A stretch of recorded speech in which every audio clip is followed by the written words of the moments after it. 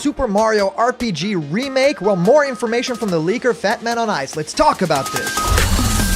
Block content.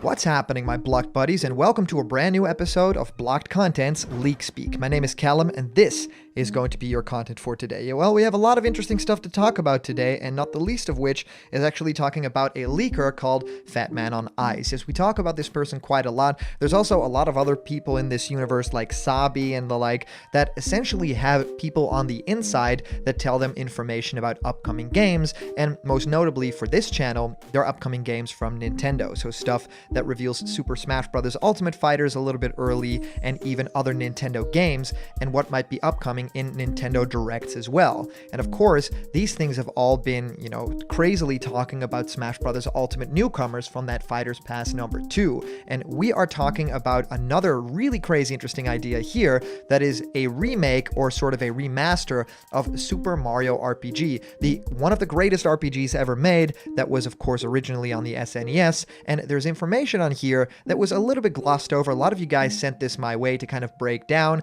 and there's interesting talk about what the leaker industry is actually like, the range of what they hear, the range of the people that they talk to and how they function, and also that they know information sometimes that they are just willing not to share, right? That they really don't want to spoil certain surprises. So it's really good to take a look on the inside of leakers' minds and essentially kind of break down what could be real from all of this. It's an interesting episode. It's something that we don't often really do, but this will give insight in a much different way than we usually do, breaking down these huge text leaks and trying to find out what is real and what is fake. Right now, it's taking a look inside of the mind of people that get this inside information and figuring out what we can do and what we can learn from all of that going forward with this Smash Bros. Ultimate universe, right? So of course, I've been answering many of you guys' questions about Smash Ultimate and new fighters in our show Question Blocked, where I answer your questions. What do I think of your favorite game? How do you start making YouTube content? Well, whatever you can think of, send your question through to blockedcontentmail@gmail.com, and I will answer your question live on the show in our next Question Blocked episode. And yes, we're gearing up for a brand new show on this channel. A lot of you guys are very excited about it. It is a Let's Play show, but with that blocked content twist. If there's a game that you really love and you want us to play on the channel, please hit us up with a message down below in the comments. What game do you want us to play? Alright guys, let's head right into the topic of this week, and that is talking about Fatmanonice's quotes, and this was just this Sunday. So let's talk about his original quote, and then what Wazy Goose has to say about all of this. You guys have sent this my way, and I'm really interested to find out more of what you guys think of everything that's discussed within the realm of Geno coming to Smash Bros. Ultimate, Super Mario RPG, and the like. So here we go. Wazy Goose. He quotes Fatmanonice, who said, "There's 3 other things in particular. The Super Mario RPG remake was one of the 2 things I was specifically asked not to make public by multiple people since April. The other one is, of the 3, a classic NES/indie revivals that's supposedly going to be announced by the end of the summer. There's 2 things that my contacts gave me the okay to make public, but I've chosen not to because I believe their respective fan bases deserve the surprise. As I've talked about in the past, one of them has been kept a secret since last August, and it's basically been a gaming community collective effort not to let it get out. On a much, much smaller degree, I guess I'm keeping the dead Namco franchise revival secret too, but the other 3 things are so much of a bigger deal in comparison, no offense to that fanbase, but they still deserve the surprise, in my opinion." And then we get the quote of Wazy Goose, who essentially said, "I'm personally itching to know these secrets, but I wanted to ask something I've been wondering about for a while now.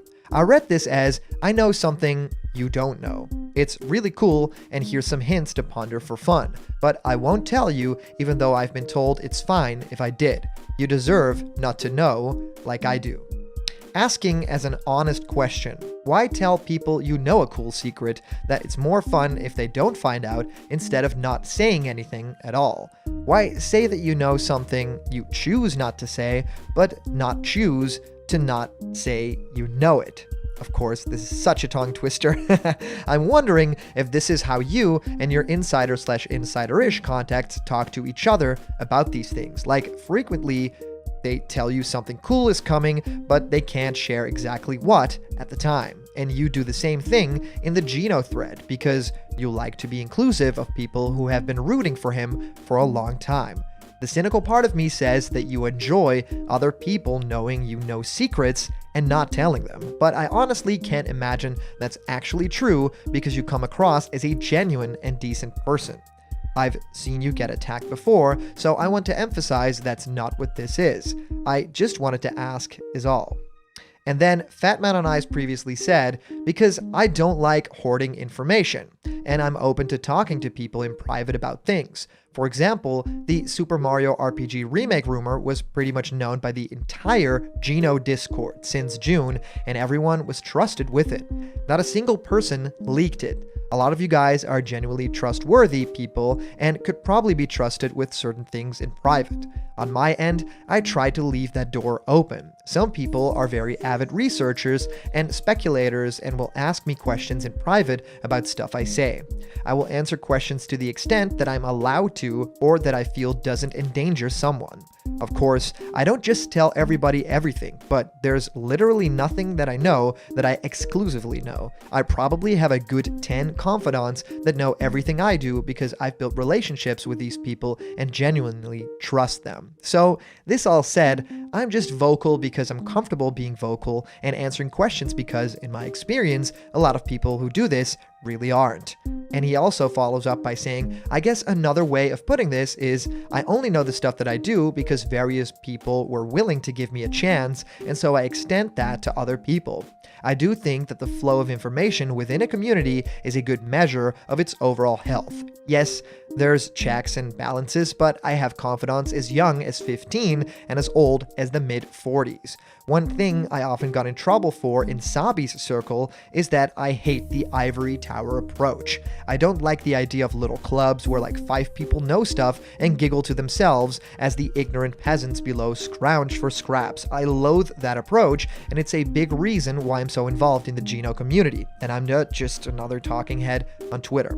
And Wazy Goose ends it off by saying, okay, I get it now. That makes a lot of sense. All this has gotten so bizarre over the years. Back in Melee, well, whatever, you know what it was like, but yeah, there's so much swirl around things. There's literally a super tiny cottage industry around YouTube videos talking about Nintendo games. Sure, YouTube has spawned a lot of small niche channels, but still, this is all so weird. At least for Gino, the end and beginning is in sight.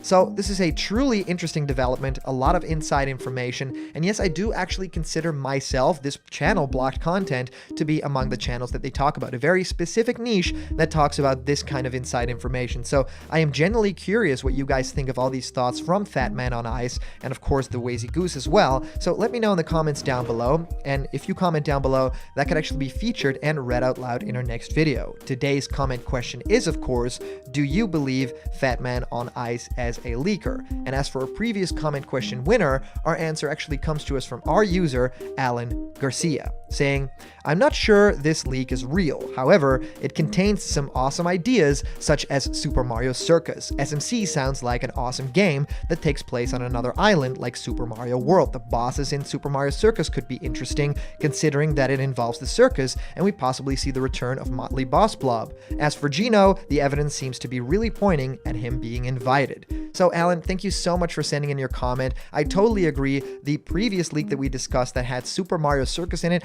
originally that title seems a little bit crazy and a little bit weird, but it does seem really awesome in hindsight and as a cool theme that was already slightly explored in Super Mario 3D World. So yes, it would be very interesting to find out what the theming of that game will be, you know, if it's sort of a 3D World sequel or some totally new game, maybe a Mario Party-esque game. I mean, it does sound quite like a party, so I would be very curious to find out all about that. I think a lot of people have reacted very positively to Super Mario Circus that I thought would actually call it out and say that is totally not real. So yeah, I really need to like rethink what I thought about it. And when I think about Super Mario 3D World and the boss fight, that, you know, specifically, I get really good vibes, and the music could be incredible as well. So thank you so much for sending in your comment. These are always so much fun to read through, guys, and of course a huge shout out to our latest Patreon supporters. I mean, the world right now is pretty much a mess, and I love that you guys support this channel in a time where everything is so crazy and unpredictable. So Love you guys for that. And if you want to support the channel for even $1 a month, you can do that through patreon.com/blockedcontent. And remember, if you're not yet a member of the Blocked Content family yet, hit subscribe now, smash that like button, and ring the bell for notifications. And all the news and fun you care about will be delivered on the daily to you. Thank you guys so much for watching, and I'll see you around the corner with, as always, more Blocked Content. See ya!